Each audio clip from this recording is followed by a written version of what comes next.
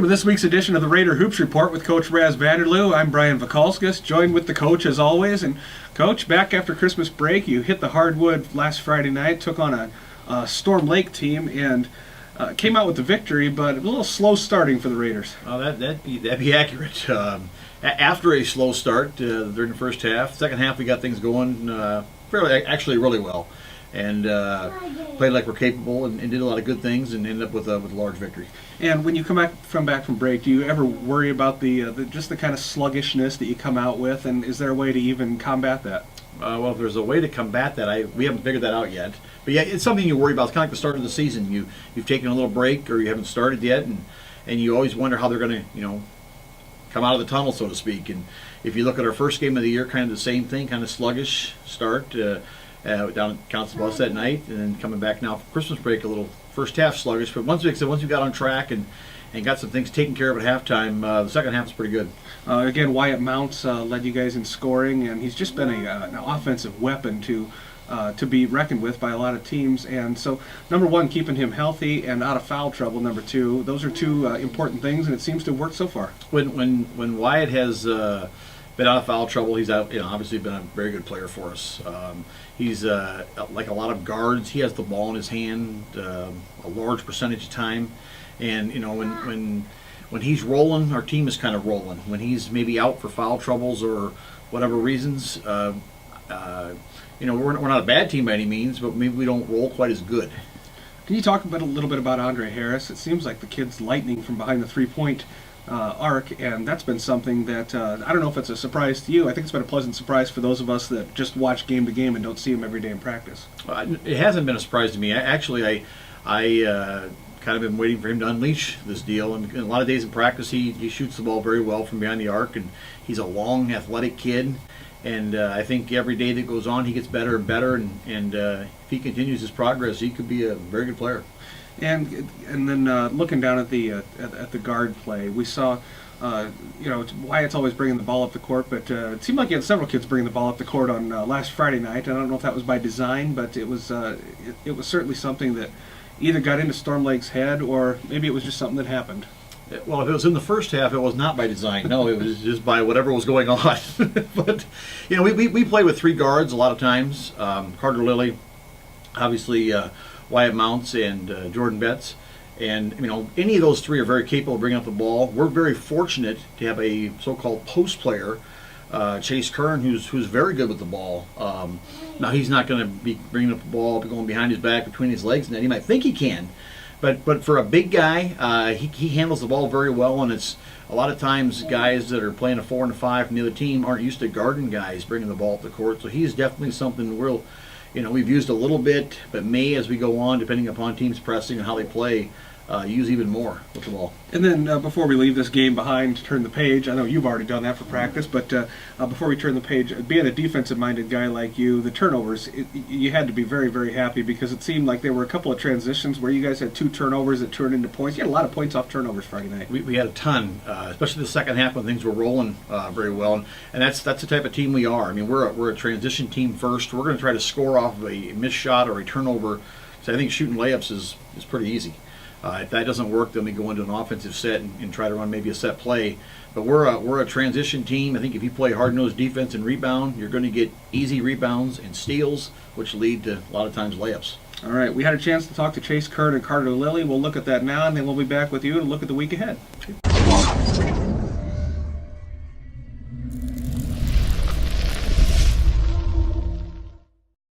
Welcome back to the Raider Hoops Report, and we are joined now by East High senior Carter Lilly. And Carter, we see you on the basketball court. We've seen you on the football field. We've seen you all kinds of different places. You run track as well. And so it's basketball season now. Are you one of these seasonal athletes where you are all in for whatever season it happens to be? Yeah, basically whatever sport I'm in, I put a lot of effort into. But there's always a little carryover from each one. Like, I'm running during every sport. I'm always lifting, which helps for everything. So yeah. You notice the transition between football and basketball. I know guys will, or the conventional wisdom is that it's a different type of running, and so it takes a while to get your basketball legs back from your football legs. Do you notice that?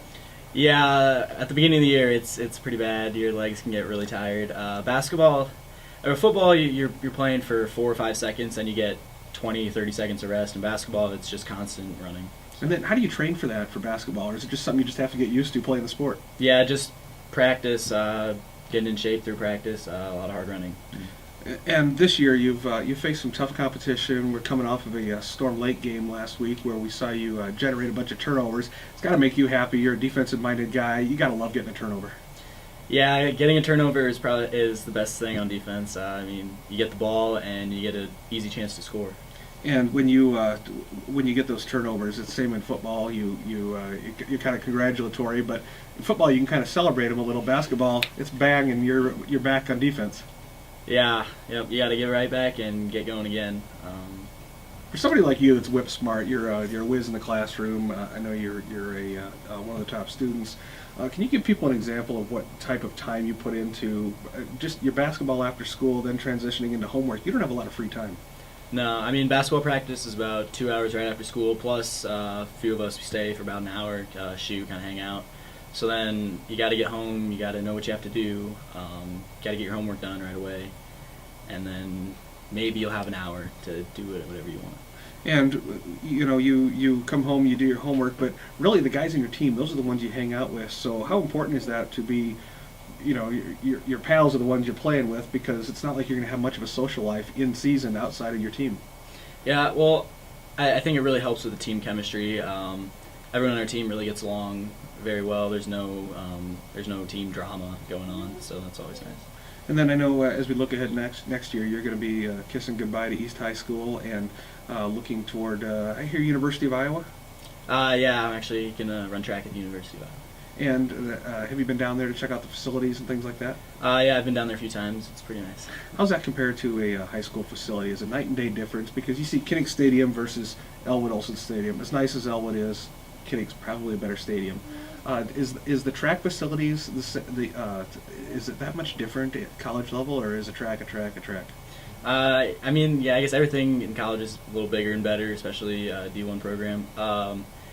They do have an indoor and an outdoor track, so that'll be nice for training in the winters. And then they have a lot of different weight rooms. Like the track team has their own weight room, so that'll be nice. Great. Well, Carter, it's been fun watching you so far this season. Best of luck for continued success. Thank you. East High senior Carter Lilly will be back with more of the Raider Hoops Report.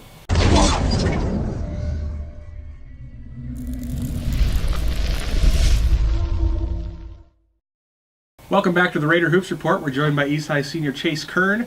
Chase, a big man on the basketball court, big man on the football field, but it's basketball time, and you've been getting after it down there, providing East with a true post presence. Yeah, I mean, really what I try and do is, I don't know, I'm mainly the rebounder on the team. I mean, put in a couple layups, offensive boards, get some points, but I don't know. I don't really look at myself as a scorer necessarily. I mean, I do and I don't, but I let Wyatt and Jordan take care of the scoring more. I'm more of a rebounding guy. Well, then that works well on a team like this, because your coach Coach Raz is a defensive-minded guy, and I know Coach Jepson that coaches the defense. He's just a fireball out there, and so you've got to learn a lot from those type of guys when their mentality is defense will win you games. Oh, definitely. I mean, it just helps a lot. I think it's best having a head coach that focuses more on defense, because it helps the whole team out. And then, I don't know, Coach Raz is he yells a lot. He's very Animated, yeah.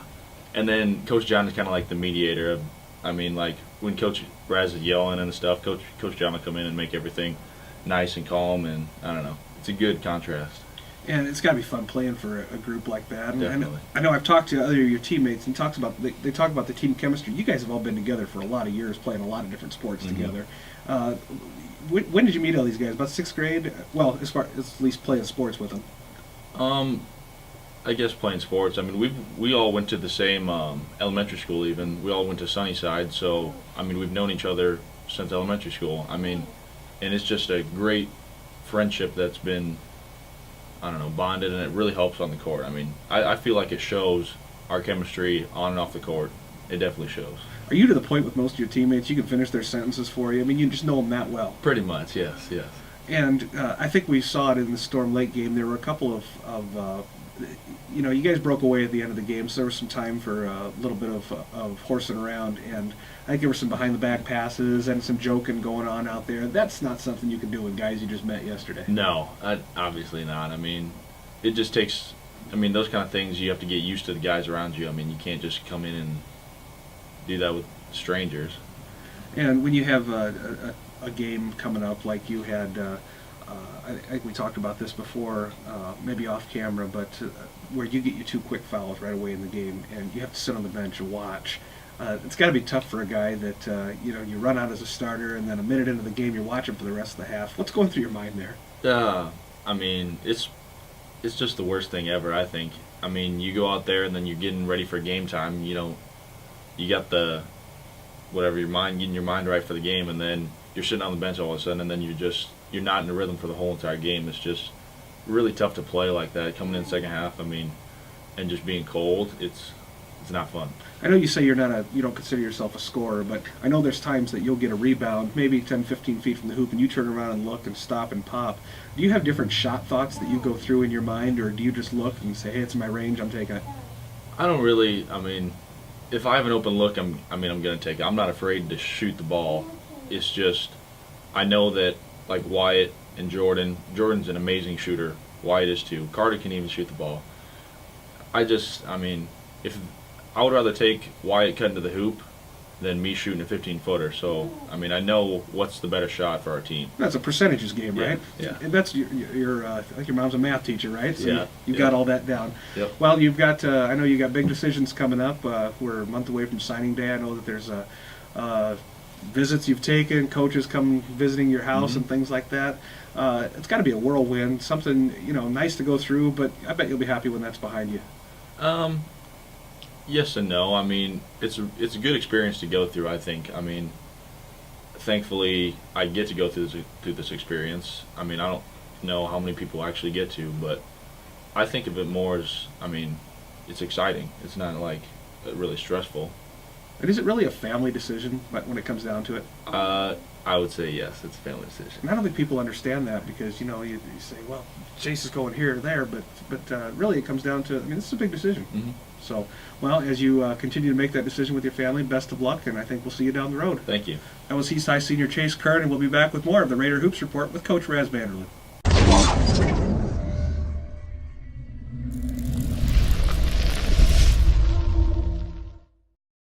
Welcome back to the Raider Hoops Report, and Coach, the week ahead, you hit the road, the dusty trail down to Council Bluffs to face AL. Can you talk a little bit about AL and what they're going to show you? Well, I mean, it's a conference game, so number one, that's a little more emphasis on you know, paying attention to detail. You know, they're a team that maybe don't have quite as many wins as they wish they had, but they've played, you know, they played North to an overtime game. They've played a 2-point game against Omaha Gross last Friday.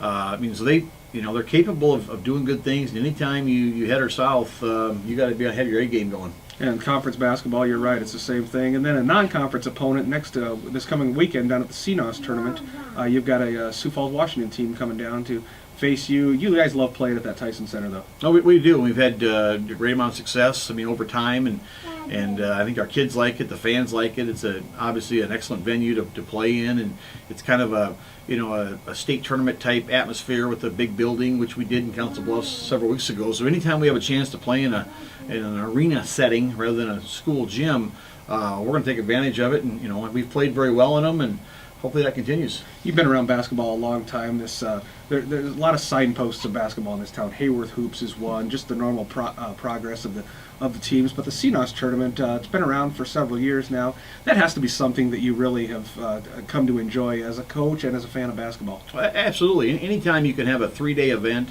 where you're bringing in teams, you know, a lot from the area, of course, but you know, out-of-town teams and good competition, and you're playing teams maybe you're not used to playing, or you know, it's not a conference team or anything like that. I think it's good for the area if you're a basketball fan in general.